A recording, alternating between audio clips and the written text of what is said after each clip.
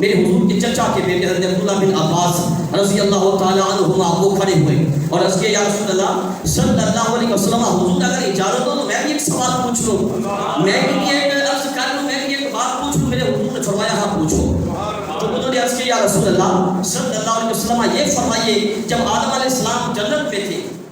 کہ میرے آقا نے فرمایا اس کی حدیث میں کہ اس طرح کیا ہے کہ رب ذوالجلال نے سب سے پہلے اپنے نور سے تیرے نبی کے نور کو بنایا اور پھر اس کے بعد کیا ہے کہ میرا وہ نور جو تھا وہ پشت پر اپنا پشت پر پشت چلتا ہوا میرے والد گرامی حضرت عبداللہ کی پشت میں پہنچا، حضرت عبداللہ رضی اللہ تعالیٰ عنہ کے پاس پہنچا، پھر اس کے بعد رب ذوالجلال نے اخرجنی الی الدنیا، رب ذوالجلال نے میرے دنیا میں بھیجا۔ تو حضرت جابر بن عبداللہ نے عرض کیا یا رسول اللہ صلی اللہ علیہ وسلم کس شان کے ساتھ بھیجا؟ تو میرے حضور نے فرمایا فجعلنی سید المرسلین، کہ اللہ نے مجھے تمام رسولوں کا سردار بنا کے بھیجا، وخاتم النبیین، ختم نبوت کا تاج بھی پہنا کے بھیجا،